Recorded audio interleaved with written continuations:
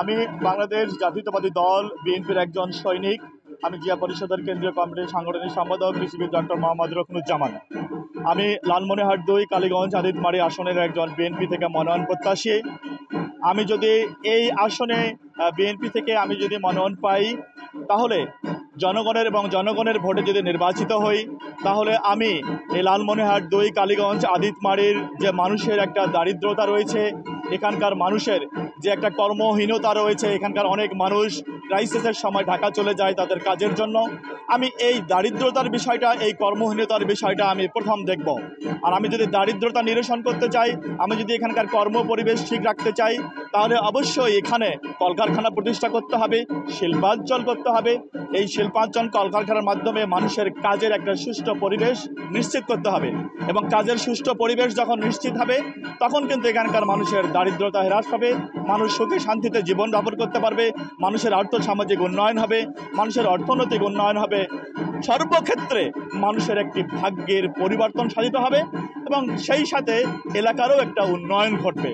আর আমি আরেকটা জিনিস করব, যে এখানে কিছু কিছু সামাজিক ব্যাধি রয়েছে, যেমন মাদক, বাল্যবিবাহ, যৌতুক। এই বিষয়গুলো কিন্তু আমাদের সমাজে চরম আকার ধারণ করেছে, বিশেষ করে মাদক এবং বাল্যবিবাহ। আপনারা যদি বাংলাদেশের যদি অ্যানালাইসিস ক্ষেত্রে দেখেন, যে আমাদের রংপুর ডিভিশনে কিন্তু খুব খারাপ অবস্থা রয়েছে। তা আমি এই বিষয়টাও, মাদক, বাল্যবিবাহ, এই বিষয়টাও কিন্তু আমার পরিকল্পনা রয়েছে এই বিষয়টা থেকে সমাজকে মুক্ত রাখতে।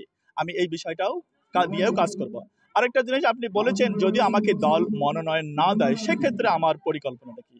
হ্যাঁ, আপনি ঠিকই বলেছেন। এটা বাংলাদেশ জাতীয়তাবাদী দল একটি বৃহত্তম দল বাংলাদেশের। এদের এই দলের একটি ঐতিহ্য রয়েছে। যারা বাংলাদেশ জাতীয়তাবাদী দলের আদর্শে বিশ্বাসী, যারা বাংলাদেশ জাতীয়তাবাদী দলের অনুগত, যারা দলের প্রতি আনুগত্য স্বীকার করে, যারা বাংলাদেশের জাতীয়তাবাদী দলকে ডিজার্ভ করে, যারা শহীদ প্রেসিডেন্ট জিয়াউর রহমান, বেগম খালেদা জিয়া, তারেক রহমানের আদর্শ ধারণ করে, তারা অবশ্যই দলের যে সিদ্ধান্ত নেবে, সেই সিদ্ধান্তের প্রতি তাদেরকে অবশ্যই সম্মান প্রদর্শন করতে হবে। তারই সূত্র ধরে বাংলাদেশ জাতীয়তাবাদী দল মনোনয়নের ক্ষেত্রে আমাকে যদি না দেয়, সেক্ষেত্রে দলের চূড়ান্ত সিদ্ধান্তকে আমি স্যালুট জানাবো, আমি মেনে নেব।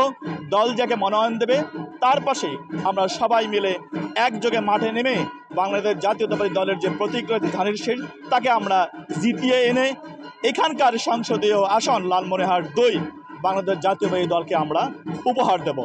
আমি আর ধন্যবাদ আপনাদের।